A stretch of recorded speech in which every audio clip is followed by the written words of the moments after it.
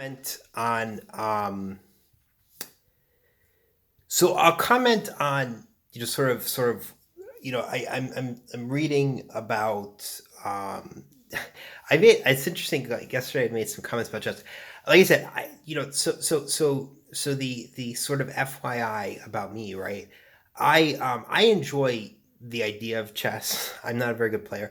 It's interesting to me because I do sort of, part of it's like, am I not a, in other words, I do look at like sort of why I'm not a good player, aside from sort of maybe not devoting my being disciplined, right, in my sort of studying of the game.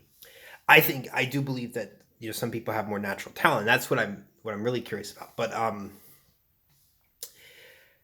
all of that being said, it's interesting because this idea of Magnus Carlsen, and I guess he, as far as I'm aware, he sort of resigned 2 matches, and then he isn't going to defend his world championship title, right? So I don't know if his resignation is related to that or the two were separate events, but it appears clear that he's he's no longer going. I guess if he doesn't defend his title, he'll no longer be the world champion, right? So that's interesting. Um, it's interesting. Roger Federer retired, right? So very interesting.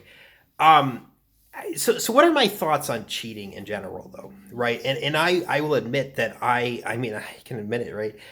I have cheated in the past, right? Where cheating, it's interesting.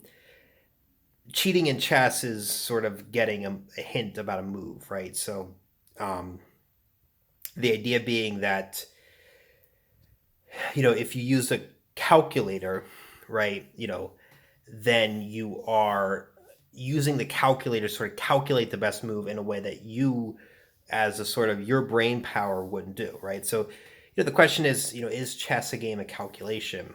I think it is, right? And I think I touched on that yesterday. I'll touch on it again since we're talking about it. I think there's sort of this idea of like, well, you need to have good ideas for moves, right? And I still contend that I think that's a calculation, right? I understand that, like I said, I suppose, first of all, this is coming from me, right? Whatever. I do stand by what I say, right? And I think that it's interesting because I feel like we live where it's sort of like, well, who are you, right? Who are you to sort of have an opinion? I'm going to have the opinion. I think chess is a great game. I wish to be better at it. I've got a sort of deadline to work on it, but I think that maybe that would be a way I could be impressive, right? Is to sort of be good at chess. It's tough. It's a tough game to be good at, especially for someone like me. And I am there's a sort of honest, genuine intent to sort of understand why someone like me may not be good at chess as opposed to someone else, right? What is it specifically about, whether that is a form of cognition or otherwise? Um, it's interesting because, we look at sort of this idea of cheating in general, right? And sort of like, what it means to cheat at chess. To me, there's sort of you know, a Kantian deontology that says that you should never cheat at anything, right? Because especially if it injures somebody, I think that I'll be honest with you, I've never been someone who came down hard on cheating, right? And it's interesting because I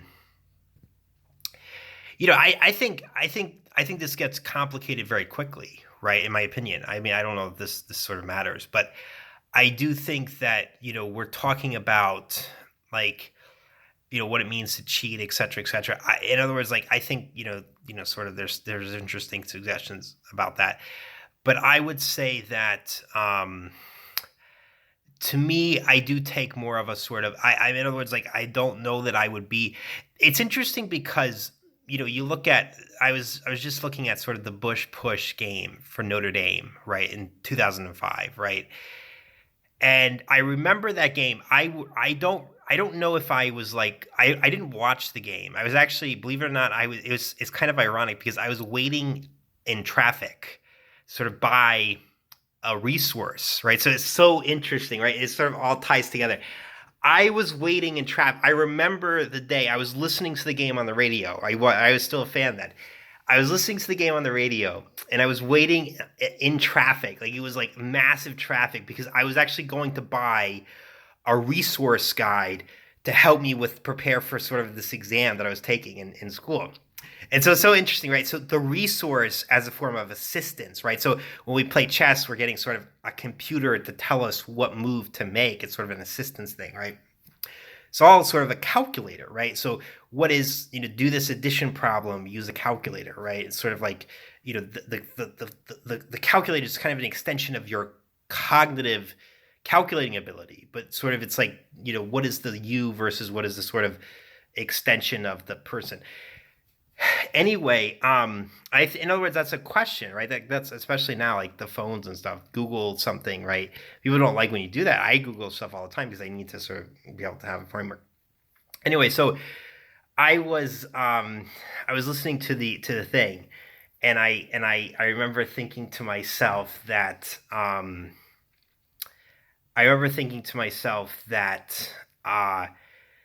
I don't I remember like I was being very hyped because Notre Dame was kind of the underdog there. USC was a powerhouse, right? And so I was it was a very emotional thing. Like Notre Dame sports to me has always been, I'll be honest with you, sports to me has always been very emotional, right? It's always sort of this emotional attachment.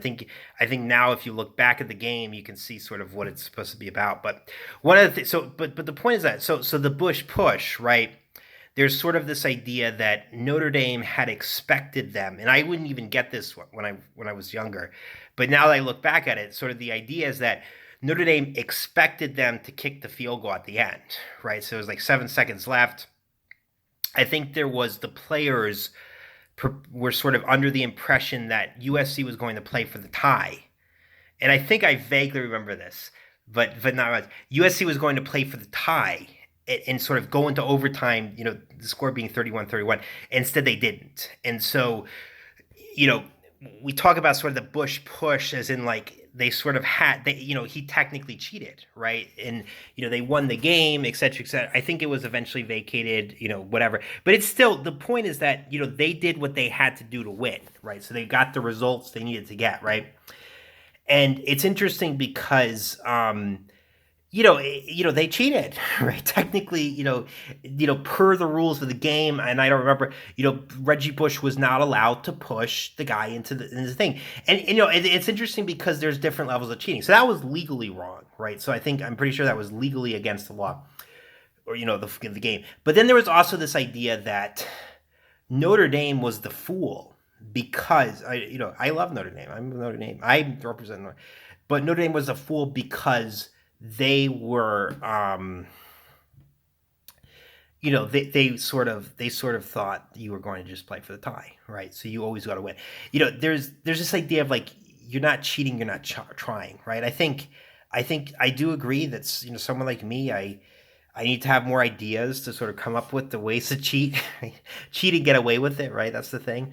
But I think it's interesting because we look at sort of laws. And we look at laws, and I think people who we tying it back to obviously our favorite topic, which I don't know if I'm excommunicated from the parish, but I'm just kidding. I hope these jokes come off as jokes. Like I hope these sort of snide remarks. I tend to do like little snide remarks. I hope they come off as snide remarks and not like sort of like, I do the as you guys don't say. Hopefully you guys. Anyway, no, but the point is that I would imagine that someone so Notre Dame in that game and in general, I guess Notre Dame went by the process, right? There was sort of this understanding that okay, you're going to kick the field goal, you're going to tie the game. USC, they were in the red shirts, right? They were about the result, right? Bush was going to push Matt Leinart in. They knew they were the better team. I remember they were. I mean, USC. USC was the Alabama before Alabama. Notice both were red. But the point is that like USC was incredible. And I remember like I was afraid, you get to those points, you sort of think like it's ironic because I'm talking about being excommunicated now. But there was a time where I remember like looking at the stats and Notre Dame was ahead on USC in the series, in terms of like, the all-time win-loss. And but USC was just so dominant that it was like Notre Dame's going to lose their sort of all-time status of being ahead of USC in the all-time series. And I was afraid. I was like, Notre Dame will never beat USC again, right? And it's funny because you think about like Michigan, Ohio State, right? Michigan, Ohio State. Like there was a time where Ohio State just was dominating Michigan. Red shirt, dude, the red shirts, except for when it's Britain. I'm just kidding. I'm just kidding. But Notre Dame was like Ohio State, Michigan. That was another series where you were afraid that they would never win again, and it's like, oh, like this, they go through these dominant spells. The point is that like I believe that if you're a result type person, you're gonna do what it takes to win, right? And that's over time going to help you in life, right? And I think that it's interesting. I think it's tough to be a process person if you're always playing by the rules, right? Because I do believe that maybe there's sort of a moral sort of, in other words, like, I can't tell you what to believe, but I will never, I won't tell you what to believe, but I will say that it's unclear to me outside of belief what, really, in other words, like if you're able to get away with stuff, should you not always do that? That's the thing. I'm not going to tell you to do that. I'm not going to tell you what to believe. I'm not going to tell you anything. I'm just saying that we sort of have this idea that like there's something within us, and I don't know if it's process types. I don't know if maybe certain process types, but you have this idea that you need to follow the rules, right? I'll give you another story just to sort of pull this in because this is interesting. You get me talking on sports. It's the new me. I'm back to sports. I went to my missionary, and I got mission. I'm just kidding. This will be on. This is getting posted. Hello. By the way, 12 minutes in, I'll tell you another story. So when I was playing Little League basketball, right? These stories are like 2 sentences. By the way, I'm just kidding. So when I was playing Little League basketball, right?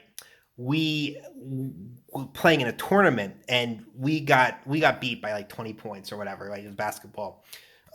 We weren't a very good, we were kind of a mediocre team, I guess. We were just playing a Christmas tournament and they beat us. However, there was some minor violation of the rules, right? I think they substituted a player in too soon, substituted a player in too late. It was something that it was very clear that it was a clear violation of the rules. It was also very clear, though, that it did not have any sort of meaningful impact on the outcome of the game, right? And so the question was, and we had to vote whether we got a chance to vote. It was interesting. We got a chance to vote as to whether we wanted that game to count or not. We could have won the game.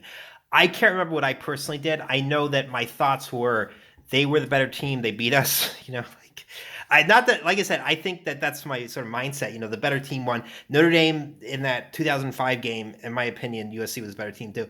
But it is interesting they were illegal there. No one overturned that result. I'm just kidding. But here, we ended up voting for them not to win. And you remember the parents were like, parents were probably like, we don't want to stay here anymore. Like you guys got your game in, let's, go home. But they were kind of like, oh, and I always remember my coach, he was the coach at the time. He was like, consider, it's you get the choice, right? You choose, they violated the rules. Do you want that result to count or not? Consider the fact that they had the same, sort of, they were on the court. That's the beauty about sports, right? You play to win the game, presumably, hopefully. And, you do play by a set of rules. Obviously, that's where sort of the talent comes in.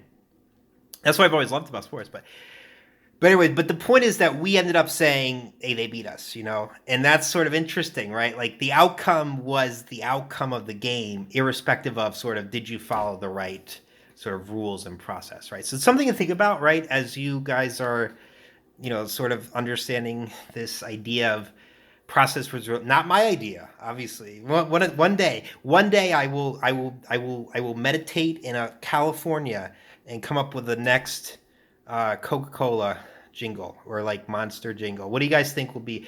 Here's the question of the day. What will be the big thing in terms of consumption in 2042, right? What do you guys think? We got energy drinks. We're still in the age of energy drinks and like methamphetamines or something. I don't know. But, because I feel like marijuana is like sort of like, I don't know if there was ever an age of that, but it's sort of like, but it's interesting. Like, what do you guys think will be like sort of the thing, right? You know, like what will be the consumption? Anyway, have a good one, everyone. Um, it's Friday where I am, so happy Friday. You know, get ready for the weekend, and yeah, have a good one. Bye.